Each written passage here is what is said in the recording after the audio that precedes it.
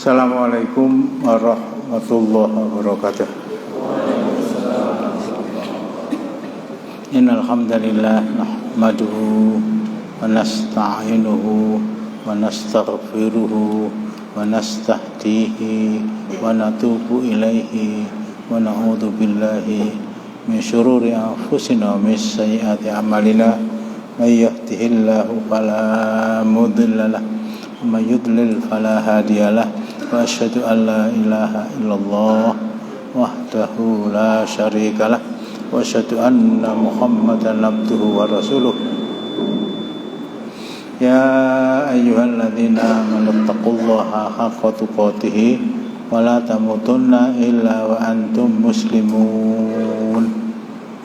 Ya ayyuhan nasu taqu rabbakumul ladzi khalaqakum min nafsin wahidah wa khalaqa minha zawjaha wa batha minhuma rijalan katsiran wa nisaa'a.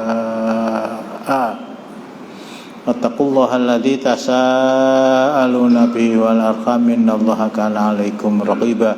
Ya ayyuhalladzina amanu taqullaha wa qulu qawlan sadida yuslih lakum a'malakum wa yaghfir lakum dhunubakum. Wa may yuti'illaha wa rasulahu faqad faza fawzan 'azima.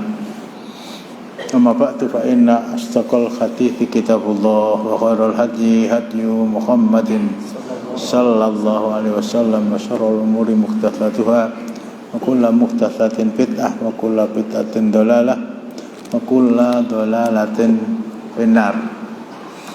Ikhwani fillah, arsyadakumullah. Mudah-mudahan untuk malam hari ini bisa kita selesaikan materi yang kemarin sudah kita angkat dan belum paripurna. Yudfanu fil baladil ladzi mata fihi, yudfanu fil baladil ladzi mata fihi wala yunqalu ila ghairihi. Orang yang meninggal ya, siapa saja ya, pada gilirannya saya dan antum semua ya, akan meninggal. Al-mautu babun wa kullun nasi dakhiluh, kata orang Arab. Tanawwa'atil asbab wal mautu wahid. Kematian adalah pintu, dan pintu itu hanya satu. Setiap orang pasti memasukinya. Kematian adalah pintu dan pintu itu hanya satu. Setiap orang pasti memasukinya. Tanawwa'atil asbab. Proses kematian bisa bermacam-macam ya. Bisa di rumah, bisa di rumah sakit, bisa di jalan raya, bisa di sungai, bisa di laut, bisa di udara, bisa. Tanawwa'atil asbab wal mautu wahid. Penyebabnya bisa bermacam-macam, tetapi yang namanya mati itu yaitu pisahnya nyawa dari raga. Di hari itu kita memasuki hari pertama kehidupan yang sesungguhnya. Pindah dari dunia ke alam kubur, menunggu nanti datangnya hari kiamat. Orang yang meninggal itu dikubur di daerah. Kalau saya artikan negeri, ada yang memahamkan negeri itu sama dengan negara ya. Orang yang mati itu dikubur di daerah. Kalau mungkin saya cetokan di kampung. Tertoleransi agak luas di kelurahan, agak luas lagi di kecamatan di mana dia meninggal, dan tidak boleh dikubur di tempat di luar daerah di mana dia meninggal. Waalaikumsalam warahmatullahi wabarakatuh. Dasar yang dipakai adalah 70 orang syuhada Uhud, peperangan yang mungkin paling singkat. Rasulullah memberangkatkan pasukan beliau 1000 orang, di tengah perjalanan ada yang belot 300 orang, terjadi peperangan di medan Uhud, jaraknya sekitar 5 km dari kota Madinah ke utara, dan sore hari kembali ke kota Madinah. Tapi syuhada yang paling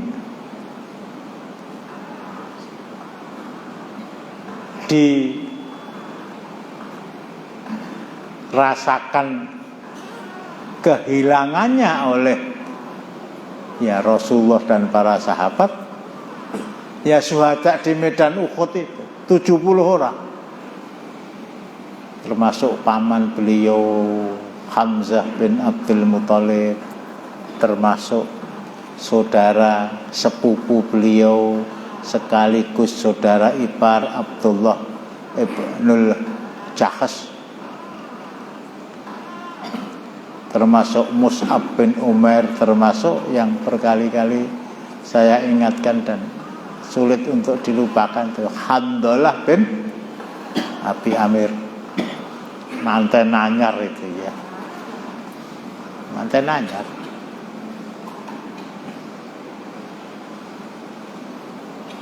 Ketika dalam keadaan bersebadan dengan istrinya,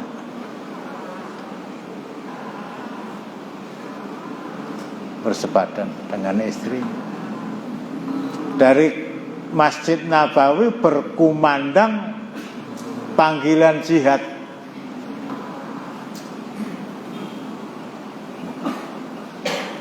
Zarwatus sanam, amal yang nilainya paling tinggi, tidak ada yang mengalahkan kecuali maju ke medan jihad memerangi orang-orang kafir. Manten anyar dalam keadaan bersebadan dengan istri, mendengar panggilan jihad itu, istri dikipatke. Dikipat ya, bangkit, memakai pakaian perang, mempersiapkan senjata, berangkat ke Masjid Nabawi, siap untuk mendapatkan perintah dari Rasulullah Sallallahu Alaihi Wasallam.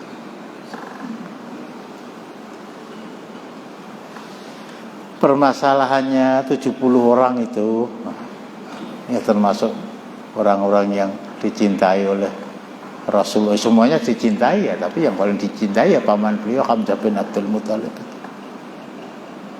Rasulullah perintahkan untuk dikubur di tempat di mana mereka wafat.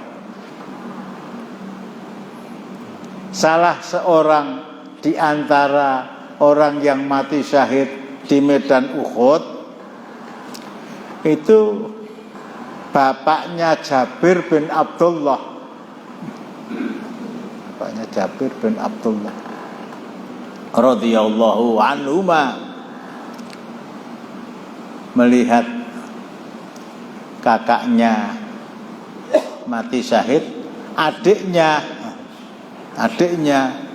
yang adalah seorang wanita yang pada waktu itu ikut maju ke medan jihad, bukan memerangi musuh tetapi ikut menolong mereka yang sedang terkena musibah, kena senjata, kena luka, dan mengumpulkan senjata yang dilemparkan musuh kepada mereka.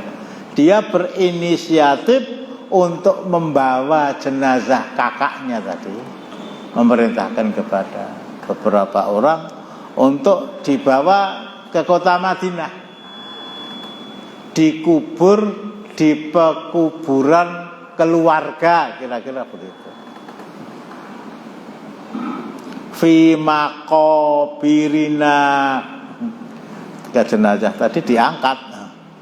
Fanada munadi Rasulullah sallallahu alaihi wasallam, seorang berteriak.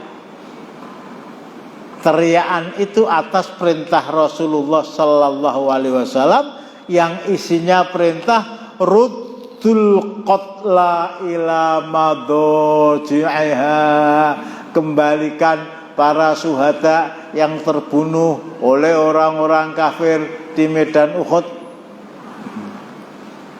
ke tempat di mana mereka meninggal, ke tempat di mana mereka terbunuh, jangan dibawa pulang ke kota Madinah. Bahkan saya sudah sampaikan, salah seorang di antara mereka yang belum wafat tapi dalam keadaan luka parah, namanya Syammas bin Uthman, ya, diikhtiarkan bagaimana caranya supaya sembuh, dibawa ke kota Madinah dalam keadaan masih hidup meskipun waalaikumsalam, suasananya suasana sudah mengalami sakit parah lagi. Akhirnya sampai di Madinah, saya tidak membaca berapa hari, diobati dan Allah takdirkan dia harus mati syahid, akhirnya meninggal. Terkena luka itu di medan Uhud, meninggal itu di kota Madinah. Rasulullah perintahkan agar jenazah yang sudah ada di kota Madinah tadi dibawa ke medan Uhud. Ini salah satu di antara uraian yudfanu fil baladil ladzi mata fih. Orang yang mati itu dikubur di kampung, gampangnya begitu ya, di daerah di mana dia wafat. Meskipun ada para ulama yang mengatakan ini khusus para syuhada syahid, tapi pendapat ini diperkuat oleh kata-kata Ibu Aisyah radhiyallahu anha.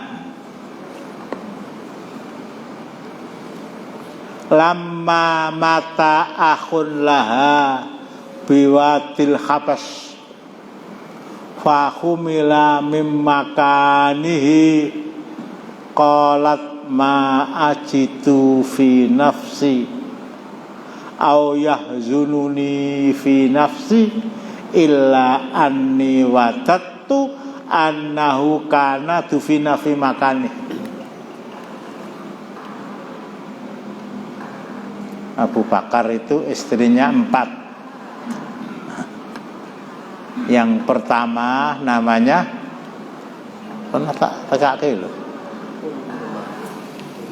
Umurumah, nomor 2 Qutailah. Dari Qutailah itu lahir putra beliau Abdullah dan Asma. Kemudian Umuruman, dari Umuruman itu lahir Aisyah dan Abdurrahman. Kemudian dari Asma binti Umais lahir Muhammad. Kemudian beliau nikah dengan seorang wanita Ansor dan tidak diterangkan di sana diberi keturunan oleh Allah. Ketika saudara saya, kata Aisyah, saudara kandung saya, sebapak seibu bapaknya Abu Bakar, ibunya Ummuruman radhiyallahu anhu, itu meninggal di sebuah lembah namanya lembah Habas. Pernah saya bacakan namanya lembah Habas atau Sifah, sebuah tempat yang terletak antara Hunain dan Makkah, jadi ke arah tenggara. Jaraknya sekitar 26 km sebelah timur Makkah. 11 kilometer diukur dari batas tanah haram. Kalau dari Makkah ya Makkah itu di sini, kemudian batas tanah haram di sini, lah Sifah itu di sini. Itu sekitar 11 kilometer. Dia meninggal, kemudian sementara Ibu Aisyah di Madinah ya. Perjalanan 12 hari paling tidak atau 10 hari. Sekitar 400 kilometer. Berita itu sampai kepada beliau beberapa hari kemudian.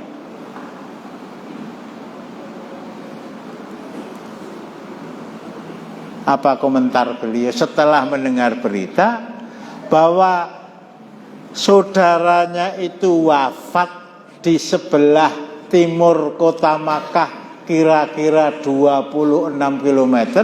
Jenazah itu dibawa ke kota Makkah dan dikubur di sana di Baqiatul Gharqad. Di Baqiatul Gharqad. Di mana itu, di tempat penguburan di Makkah yang di sana dikubur Khadijah binti Khuwailid. Begitu berita itu sampai ke beliau bahwa saudaranya wafat dan dikubur tidak di tempat di mana beliau meninggal, apa kata beliau? Tidak saya dapati di dalam diri saya sesuatu yang lebih menyedihkan. Ma'la ya. Tidak ada Ma'la tempat penguburan di Makkah yang saya lupa tadi. Tidak ada yang lebih menyedihkan diri saya dibanding dengan mengapa jenazah saudara saya itu diangkut dari Habas atau dari Sifah ke Makkah untuk dikubur di sana dan tidak dikubur di tempat di mana dia meninggal. Ini Ibu Aisyah radhiyallahu anha. Pendapat ini diperkuat lagi, kemarin sudah saya bacakan. Qala al-Imam An-Nawawi fil Adhkar. Kita akrab dengan Imam Nawawi karena arba'innya. Atau kitab yang lain apa? Riyadhus Shalihin, termasuk Al-Adhkar ini ya. Apa kata beliau?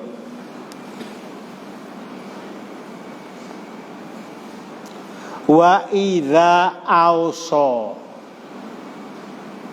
apabila orang yang akan meninggal itu berwasiat, bi ayyung qala ila baladin akhar,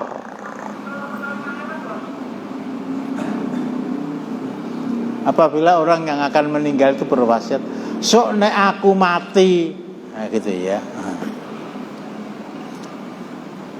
Ya, seorang penduduk Purwokerto umpamanya ya, kemudian lama menetap di Solo dan KTP-nya juga Solo dan menjadi panitia muktamar, ora nang urusan ndak kuwi.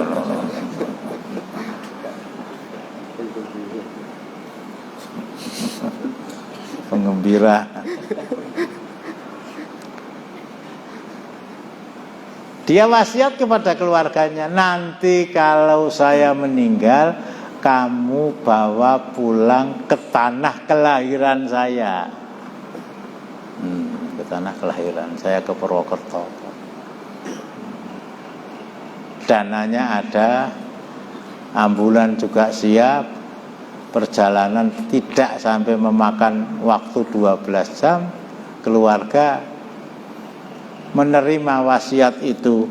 Apa kata beliau? La tufadhu wasiat, tidak boleh dilaksanakan wasiatnya. Ini Imam Nawawi, tidak boleh dilaksanakan wasiatnya itu. fa innan naqla haramun alal madhabis sahihi al mukhtaril ladzi qalahul aktsarun wa saraha bihil muhaqqiqun. Membawa jenazah untuk dikubur di tempat di mana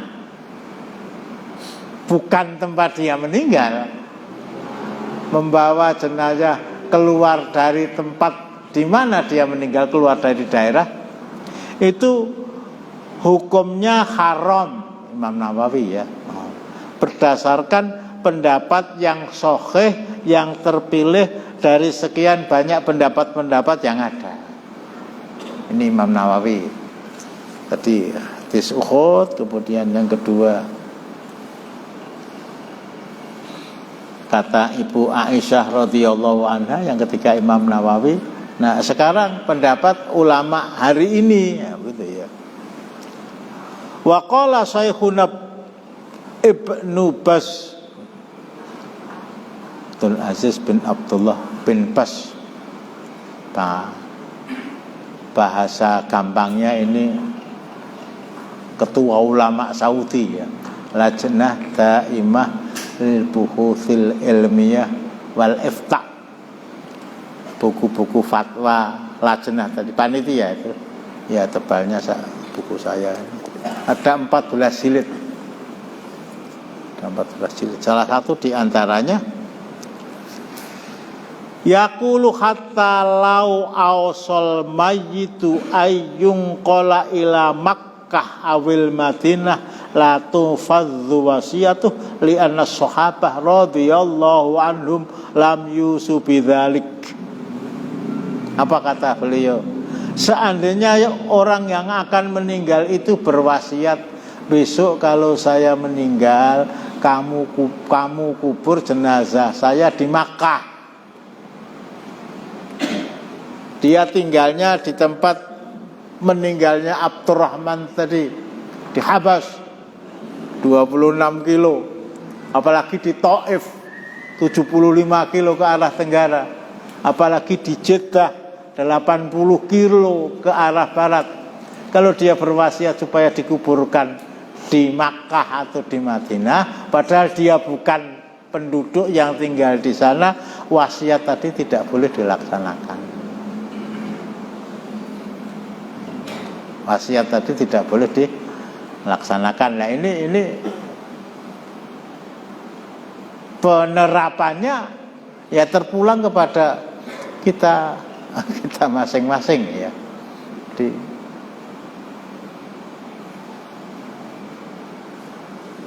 Orang meninggal di Jakarta, dikubur di Solo, tapi saya mendapat sebuah alasan, jenazah yang mati di Jakarta betul apa enggak ya, dikubur di Jakarta itu biayanya lebih besar daripada apabila jenazah tadi dikubur di Solo. Jadi alasannya alasan finansial, sementara syar'i mengatakan begitu. Ya kita kubur di Jakarta meskipun biayanya lebih mahal.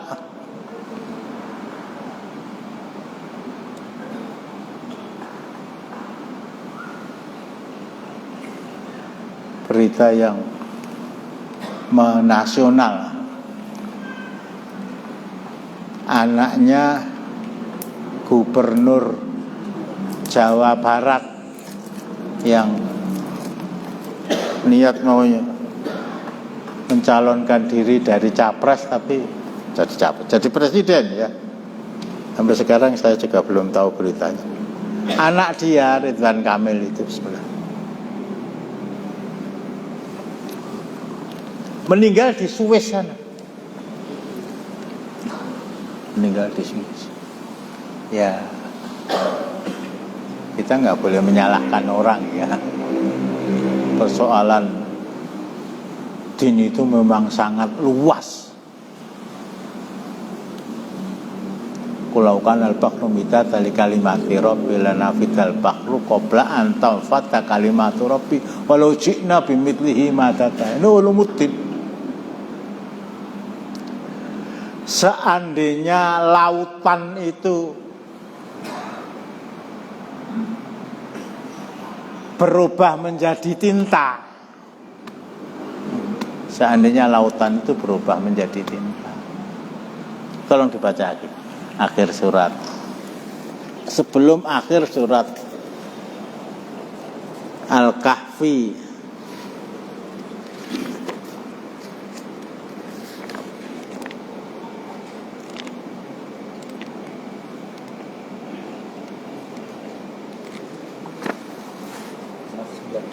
Ya, surat ke-9, betul.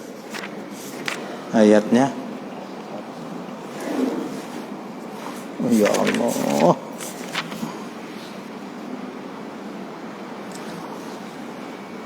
109, betul. Nah. Katakanlah, kalau sekiranya lautan menjadi tinta untuk menulis kalimat-kalimat Rabbku, sungguh habislah lautan itu sebelum habis ditulis kalimat-kalimat Rabbku.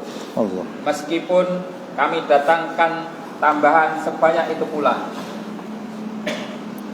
Ini ulumuddin ya. Ulumuddin.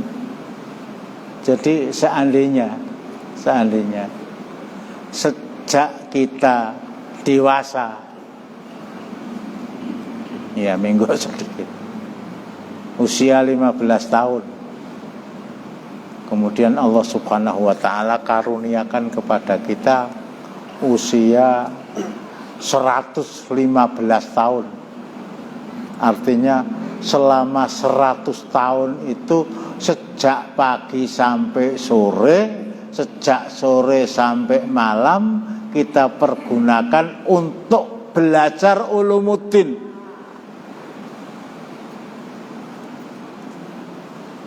Itu ilmu yang kita pelajari selama 100 tahun itu. Kalau tintanya berwujud air di sumur, banyu sak sumur sedeng pora aku. Enggak sampai. Padahal Allah mengatakan, seandainya Samudra Atlantik, Samudra India apa Indonesia? Indonesia. Samudra Pasifik itu semuanya jadi tinta dipergunakan untuk menulis ilmu Allah. Lautnya kering, ilmunya belum selesai. Wis nek ngono kuwi gitu ya. Pengajian seminggu pisan kuwi kok oglangane ping 3 saben sesasi. Di satu sisi itu, di satu sisi ijtihad para a'immatul madzhab. Nggak ada yang lebih paham tentang fikih dibandingkan dengan Imam Abu Hanifah, Imam Malik bin Anas, Imam Muhammad bin Idris Asy-Syafi'i, dan Imam Ahmad bin Hanbal radhiyallahu anhu. Nggak ada yang lebih paham daripada mereka. Itu pun masih ada 1-2 ilmu yang kececeran.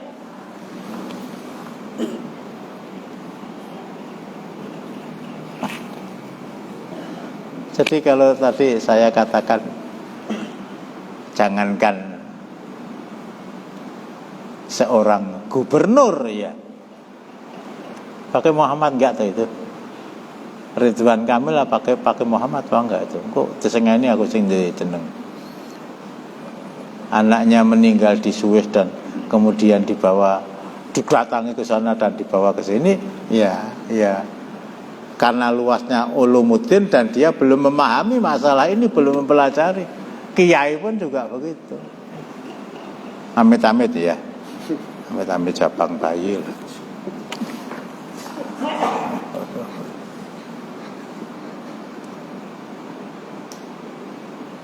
Gus Dur itu mati ayo jawaban di dunia. Meninggal di Jakarta.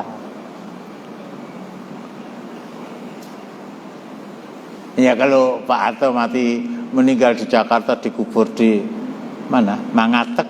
Wong ya orang mudeng. Ini kiai dan kiai itu tidak bisa dikatakan ilmunya mumpuni, sempurna dan paripurna. Meninggal di Jakarta dikubur di Jombang. Saya nggak menyalahkan luasnya Ulumuddin. Sehingga kalau saya dengar ada Ustadz A, ada Ustadz B, saya nggak sebutkan namanya ya, meninggalnya di Solo, meninggalnya di Sukoharjo, kuburnya sampai ke ya wis ora mudeng lah gitu lah. Orang mudeng itu bukan karena bodoh, karena luasnya Islam.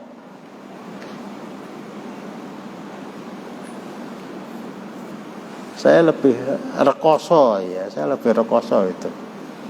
Kalau tanggal 10 November rekaman Bung Tomo takbir di Surabaya itu diputar lagi oleh RRI, saya tuh terus terang itu ya merinding saya itu. Bung Tomo merinding. Tahun 45 takbir. Dan bisa menyebabkan, bukan itu yang diharapkan beliau, menjadi peristiwa yang disebut Hari Pahlawan. Beliau wafat itu di Makkah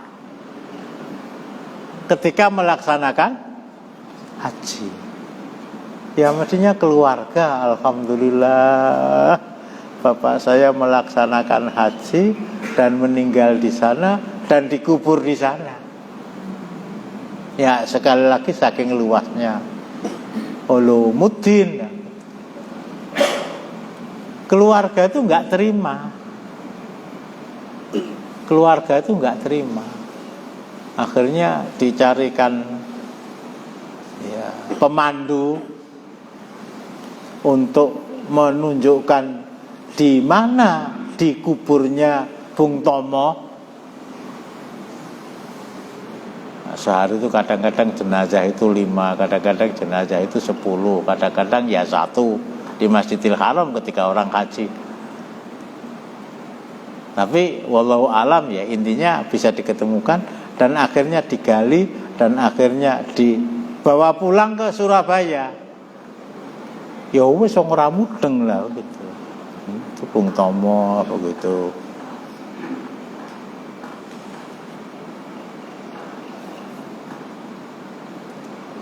Sementara begitu ya, sementara Rasulullah sallallahu alaihi wasallam perintahkan para syuhada Uhud jangan dikubur di luar Uhud. Dikubur di sana. Tadi sudah saya sampaikan. Dan yang lebih mungkin perlu kita renungi ya. Tadi saya katakan ya, peperangan paling singkat tetapi menelan syuhada yang paling banyak itu di Uhud.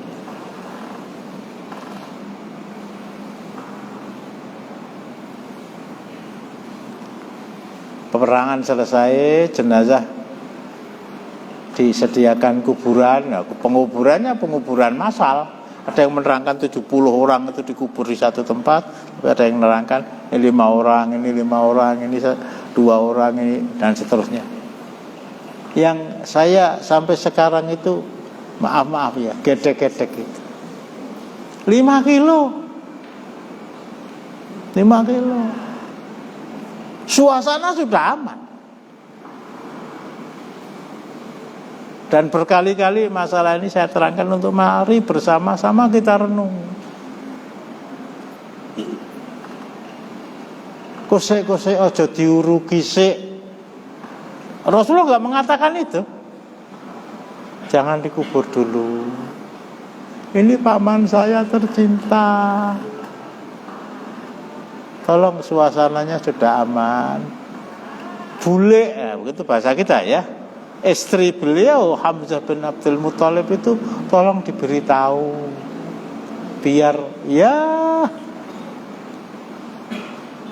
sekedar mengadakan perpisahan dengan suami tercinta, mencium dahinya, mengusap rambut dan kepalanya, Enggak pernah Rasulullah menyuruh itu.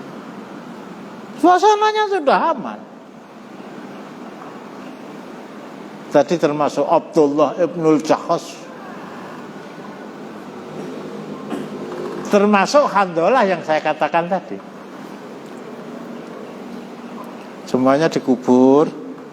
Bahkan Mus'ab bin Umar itu sudah berkeluarga itu, saking miskinnya. Pakaian yang dia pakai itu kalau ditutupkan kepala, kakinya kelihatan. Kalau ditutupkan di kaki, kepalanya kelihatan merem. Oh, ngantuk lah gitu. Ngaji nek kuwi. Rasulullah tidak menyuruh para sahabat untuk melepas pakaian mereka, bukan melepas aurat ya. Ya, taruhlah jaket mereka kalau pakai jaket kita, untuk nutupi kepala atau kaki, atau biar lebih mengesan, beritahu istrinya untuk datang ke sini, membawa jariknya, membawa jilbabnya untuk menutupi kaki yang masih terbuka. Enggak pernah. Istri Mus'ab juga tidak diperintahkan untuk diundang ke Bukit Uhud. Dan Handolah ini lebih kuat lagi. Ketika Rasulullah mengubur sekian banyak jenazah, ya suasananya suasana duka, iya, tapi nggak ada komentar apa-apa dari beliau. Khusus untuk Handolah yang saya katakan manten anyar tadi, istrinya dikipatkan karena terpanggil untuk jihad. Apa kata Rasulullah? Handolah nanti akan dimandikan malaikat. Handolah nanti akan dimandikan malaikat. Ada apa Rasulullah? Jawab Rasulullah, ini tekanan saya di sini. Kalau kisahnya sudah berkali-kali saya angkat. Handolah nanti akan dimandikan malaikat. Ada apa Rasulullah? Tanyakan kepada istrinya sana. Bukan istrinya panggil ke sini, bukan. Kamu datang ke sana, tanyakan kepada dia, ngapa Rasulullah bersabda bahwa suami kamu akan dimandikan malaikat?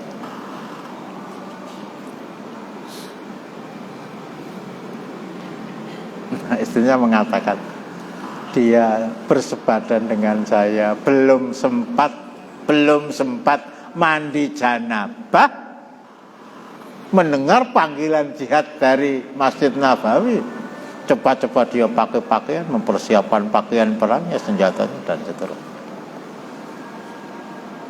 Selesai. Jadi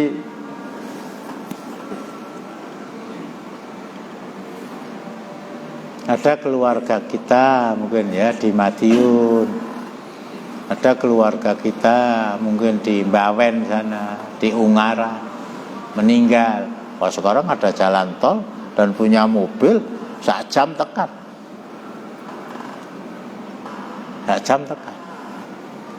Antara Madinah dengan Uhud nggak ada jalan tol waktu itu. Perjalanan 15 menit tekan. Nah, kita berpikir ulang lah ya. Ada keluarga, ada teman meninggal, umai Madiun, layat rono. Padahal dia punya tugas sebagai guru, sekolahnya ditinggal. Padahal dia punya tugas sebagai seorang karyawan, pekerjaannya ditinggal. Padahal dia punya tugas sebagai mahasiswa S2 lah. Kuliahnya ditinggal.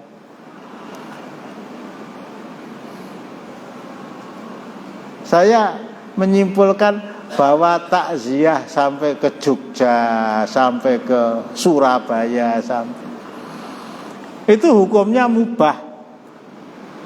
Tapi taruhlah hukumnya sunnah. Tapi ngajar itu hukumnya wajib. Untuk sesuatu yang sifatnya sunnah, kita tinggalkan yang wajib. 5 kilometer antara Madinah dengan Uhud itu. 5 kilo. Ada kejadian di Pondok Anurwaru itu. Bismillah. Salah seorang di antara alumninya tinggalnya di Wonosobo sana meninggal. Ya, berita sampai ya wallahu alam malam hari ya. Akhirnya malam itu satu rombongan berangkat untuk takziah. Ya ustadznya namanya juga ini mahasiswa saya, teman-temannya ini satu lifting dengan saya, atau kakak lifting saya, adik lifting saya, berangkat sekitar jam 1 malam itu. Pagi hari itu malam Selasa, pagi hari Selasa saya ada tugas ngisi kuliah di sana. Diberitahu lah. Ya saya nggak tanyakan siapa-siapa. Tolong sampaikan kepada mereka yang bertakziah ke Wonosobo dan meninggalkan tugas mengajar, dia adalah ustadz kurang ajar. Tolong disampaikan. Meninggalkan yang wajib, mengerjakan yang sunnah. Cara wong Jawa mburu ceng kelangan delek-delek ya apa to? Delek-delek ora iso jawab.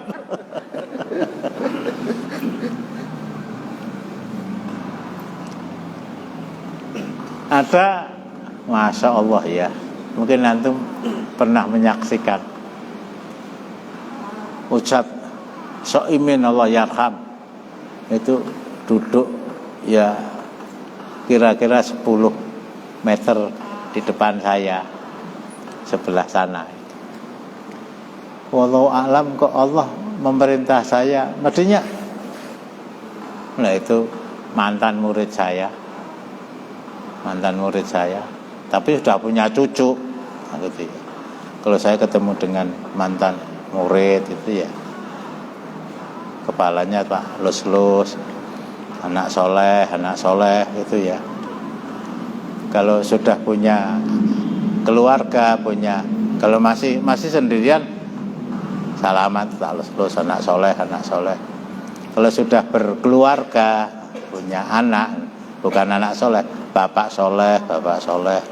Ustaz Soimin itu sudah punya cucu, mbah soleh saya. Beliau datang ke taklim. Kok Allah tuh nyuruh saya berdiri, datangi dia, takjak salaman. Mending kalau dia Pak Awe gitu ya kok. Ini ngapa tuh aku ki? Ya ora ngerti ya. Datangi takjak salaman. Ustaz dapat salam dari si Anu ya, alaika walissalam warahmatullahi wabarakatuh. Beberapa hari kemudian meninggal. Oh ya Allah, ini perpisahan kira-kira.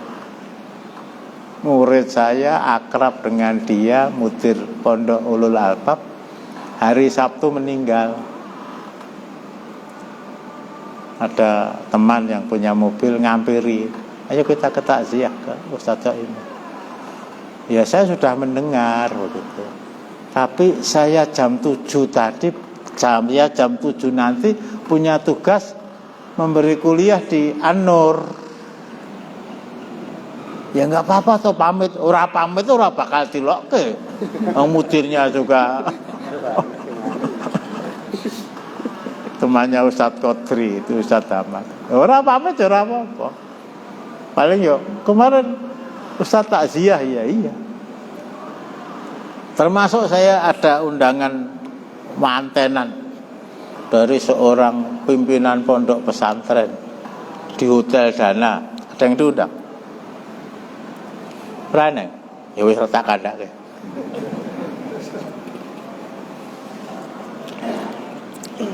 Diminta memberi tausiah dan seterusnya ya. Saya minta maaf tidak datang sebatas karena saya punya tugas mengajar tadi. Termasuk pengajian. Kalau saya ada kepentingan keluar kota, Aku telepon ora duwe ojon kebiangan banget itu ya. Manusia primitif mungkin saya. Saya ngubungi Ustadz Qadri, tolong disampaikan sama Pak Warso, saya minta izin untuk tidak bisa mengisi taklim, tolong dicarikan ganti. Ya, memang ini sudah merupakan suatu perjanjian, tapi ketatnya perjanjian menyampaikan kuliah, menyampaikan ilmu di sebuah lembaga pendidikan, ya jelas lebih ketat daripada sekedar ngisi pengajian. Aku teko sesuk ora. Yo gentenan ta ya. Enggak gitu gocek. Saya harus minta izin, Ada keperluan mendadak. Tapi kalau saya malam Senin itu diminta untuk mengisi pengajian di sebuah tempat, dan seandainya itu saya terima, mereka senang. Tapi kalau saya tolak juga bisa mencari ganti yang lain. Kok Baitul Ma'mur saya tinggalkan? Saya durhaka sama Baitul Ma'mur. Ini masalah takziah tadi. Saya tidak katakan itu haram, itu dosa, enggak. Tapi kalau mempunyai hukumnya paling tinggi sunnah. Dan kalau itu kita meninggalkan sesuatu yang wajib, ya tadi buruceng kelangan telek. Sedikit lagi. Ini sampai di sini ada yang kurang jelas mungkin. Saya kan perjalanan dari Ngargoyoso itu melewati kadang 3 kabupaten, kadang 1 kota. Nah, kalau aku lewat jalur utara itu nanti lewat Seragen, terus Karanganyar, terus nanti masuk kota Solo, lewat jalur Sukoharjo. Terus kalau seandainya di tengah perjalanan aku mengalami kecelakaan, terus nanti kalau dari ahli waris itu meminta kubur di mana dia meninggal, terus yang bertanggung jawab itu siapa? Atau pemerintah setempat atau lurah setempat begitu. Apa urusan pemerintah setempat dengan sampeyan? Apa sampeyan seorang bupati? Ya jangan diterima secara apa namanya? Secara hitam putih ya, secara letterlek. Artinya di jalan raya, namanya juga di jalan raya ya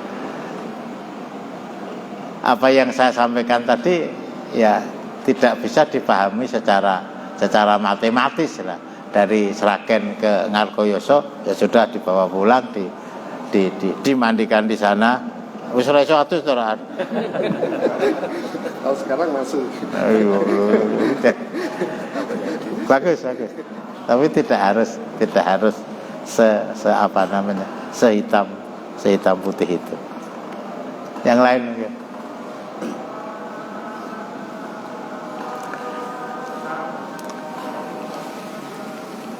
Monggo Pak Menteri.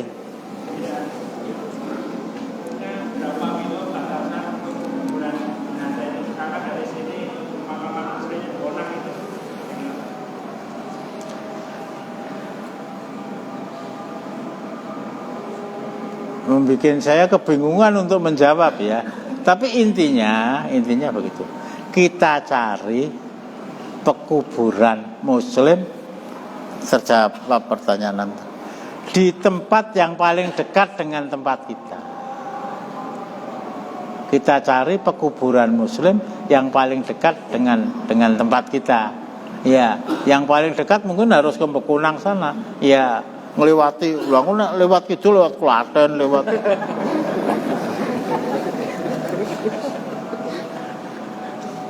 Kalau Aisyah tadi radhiyallahu anha memang namanya Mekah dan sekitarnya, namanya Habas, semuanya penduduknya Muslim dan tidak ada pekuburan kafir. Begitu. Jadi kalau memang tidak ada pekuburan malam Senin kemarin nggak datang toh, konangan.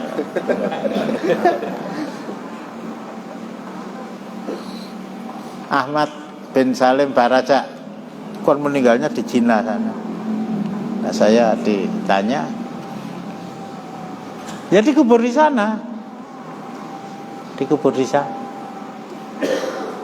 Ya dikubur di tempat dia meninggal. Ada kabar lagi di Cina itu nggak ada kuburan, wong mati terus diobong. Ya sudah dibawa pulang. Bagaimanapun juga caranya agar yang bersangkutan jenazah tadi kita urusi sejak mandi sampai pengapanan, sampai menyolatkan, sampai menguburnya sesuai dengan syariat Islam. Begitu. Cukup ya. Jadi para ulama dalam membuat rumusan secara praktis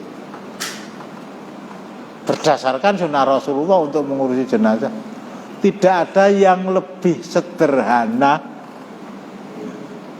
tidak ada yang lebih sederhana dalam masalah ngerukti jenazah dibanding dengan ajaran yang diajarkan oleh Allah Subhanahu wa taala dengan perantaraan Rasulullah sallallahu alaihi wasallam kepada kita dalam wujud syariat Islam. Dimandikan, dikafankan, kalau ada kain. Abu Bakar pun mau mengingatkan, neman kalau kain itu baru biar dipakai yang hidup. Untuk saya yang tilas-tilas saja, yang sisa-sisa saja, yang second itu.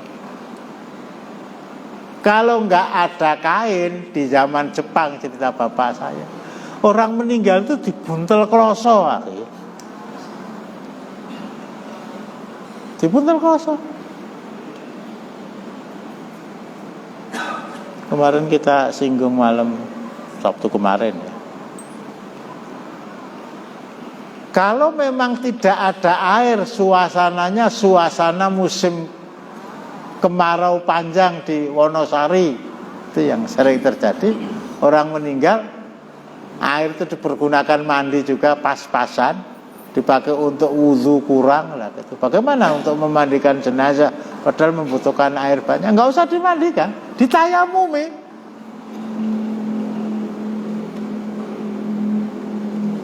Wajah famsahu biwujuhikum wa aydiyakum. Itu pun kita ya, jadi tolong sampean yang bacanya kemudian yang paling ya ada yang sampai ke sini silah. Nggak ada yang lebih sederhana daripada ajaran Islam. Disolatkan, dikuburkan, nggak usah pakai peti mati. Memang tidak ada peti hidup.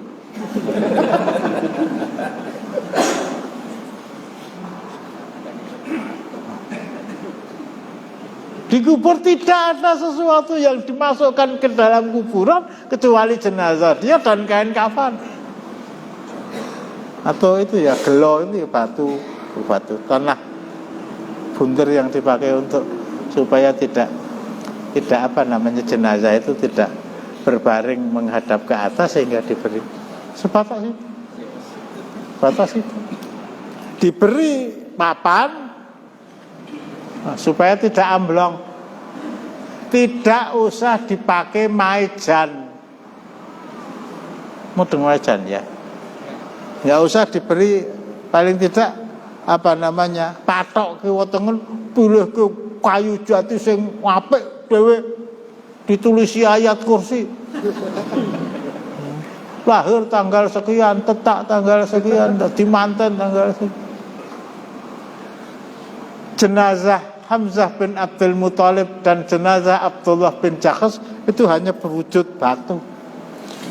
Ini jenazah, di sini kaki dikasih batu, kaki dikasih batu. Itu saja. Itu saja. Selesai, masih ada. Ya. Kalau keluarga jenazah itu orang awam ngotot untuk dibawa pulang, itu pengecualian enggak? Ya, sing waras ngalah. Maksud saya, kita punya ilmu, dia tidak paham. Didalili maksud. Wong Pak Kiai kae entuk nggon muktamar wae entuk kok muktamar ya.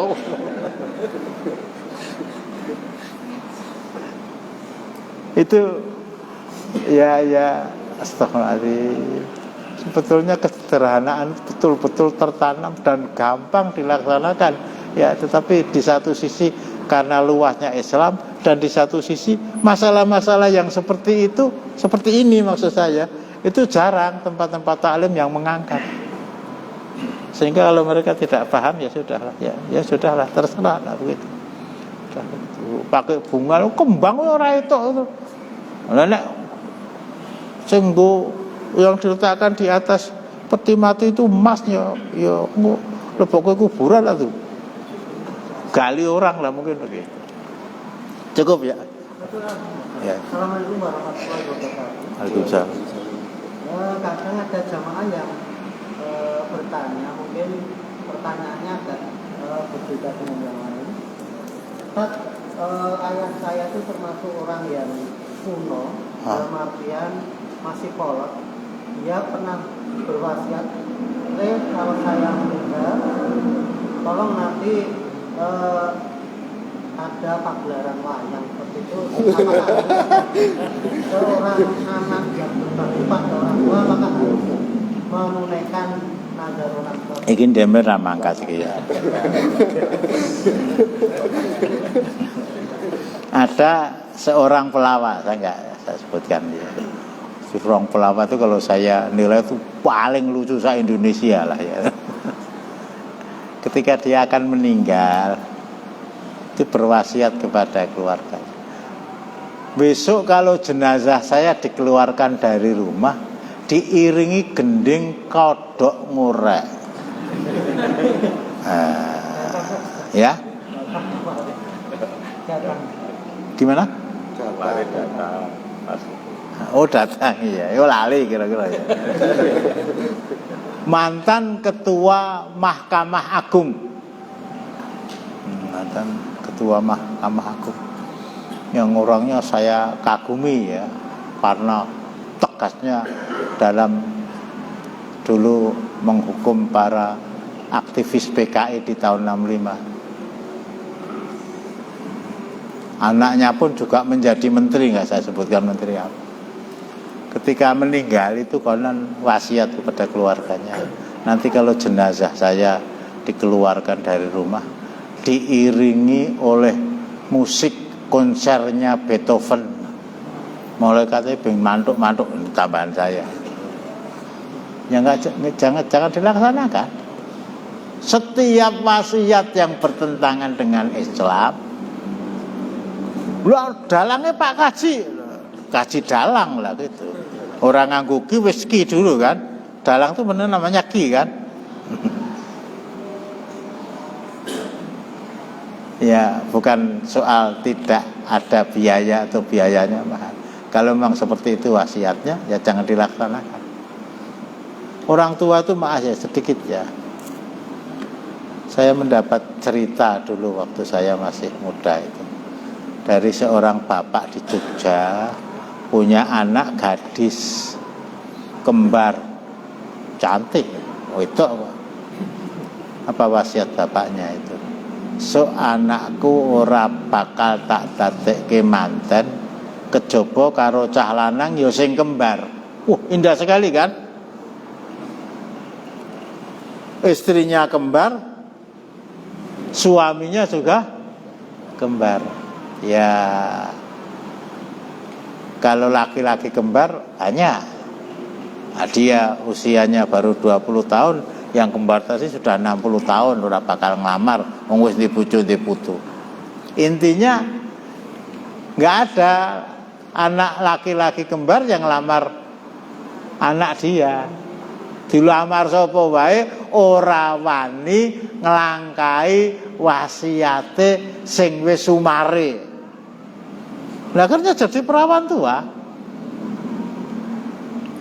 Ini kan mempersulit. Lah termasuk ya mbuh kula, mbuh kuno, mbuh kolot. Lah wayangane pripun Pak mengke arep mangkat? Apa bar mangkat? Padahal wayangan ini 12 jam itu. Goro-goro dhewe wah kabeh do guyu sing mati ya ora iso guyu wong wis mati lah. Ya anu lah. Jadi kalau memang itu kita yang diberi wasiat ya jangan dilaksanakan. Kalau kita dimintai pendapat ya jangan dijawab dengan yung bapakmu gur siji lah ora ning bapak loro kan enggak ada ya. Ning siji bapak tenanan siji bapak pocong kan begitu. Begitu. Ini masih sedikit lagi nanti saya tambahkan. Memindah jenazah seperti Pak Sulastomo tadi, Pak anaknya Bung Karno dipindah dari Makkah sampai ke Surabaya. Ya namanya pahlawan nasional, negara memfasilitasi, disediakan pesawat, disediakan dan seterusnya. Tapi ini kaitannya dengan syariat Islam. Dan mengapa beliau melaksanakan seperti itu? Bukan mau melanggar syariat Islam, tapi saking luasnya syariat Islam. Jadi sekali lagi saya tambahkan, sejak usia balik 15 tahun ngantek 115 tahun kurnggo ngaji belajar agama tok, madang dicepaki, ngombe dicepaki, belum ada sak kuku irengnya ilmu agama yang digambarkan oleh Allah. Seandainya ditulis dengan lautan yang dijadikan tinta, lautan tadi kering, ilmu tadi masih belum sempurna. Kita akhiri dengan doa kafarah majelis. Assalamualaikum warahmatullahi wabarakatuh.